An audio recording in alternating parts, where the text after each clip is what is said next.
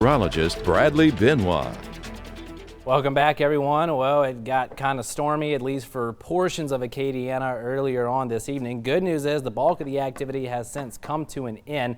And it's going to stay out here as we round out the week tomorrow and head into the weekend with readings getting well into the lower and even middle 90s. More on that, plus the very latest on what we're tracking out in the tropics. But first, as we dial it in to the local Doppler radars here across southwest and south central Louisiana, showing a much quieter picture compared to just a few short hours ago, where we did have a little bit of an upper level feature, frontal trough that pushed through the area, helping to generate a good scattering of those showers and storms, many of which produce some very heavy downpours and frequent cloud to ground lightning. Most of that, again, has come to an end.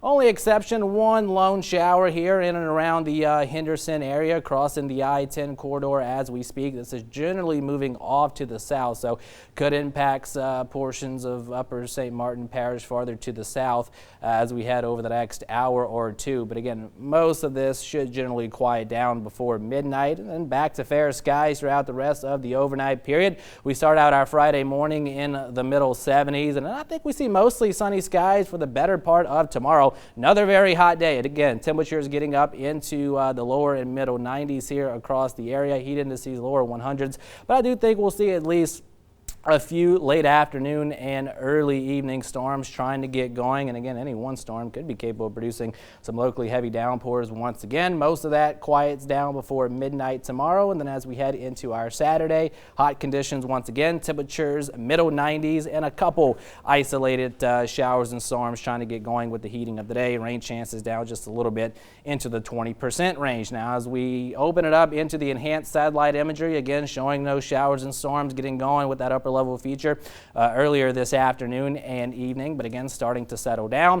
One little spot that the Hurricane Center is tracking at least close to home, just pretty much on the Honduras coastline here. Not a high likelihood of development over the next 5 days. They give it about a 20% chance here as it generally tracks towards the Bay of Campeche. We'll keep an eye on it, but doesn't look like it's going to be a major concern. Models don't really do much with it. Meanwhile, a Hurricane Larry here, way out in the open Atlantic, continues to look impressive. In fact, as of the 10 o'clock advisory, strengthening a little bit, winds at 85 miles per hour, is moving to the west at 20, and it's still on track to become a major Category 4 hurricane heading into Sunday. Maximum sustained winds perhaps at around 140 miles per hour, generally heading out into the open Atlantic. Only exception, again, we'll have to keep an eye for our friends out on the island here of Bermuda. Could potentially impact them down the road, but not going to be a threat to the Gulf of Mexico, nor us here in Acadiana. Meanwhile, heat's going to continue to be the big issue. Heat indices are what it's going to feel like out there tomorrow in the lower 100s, and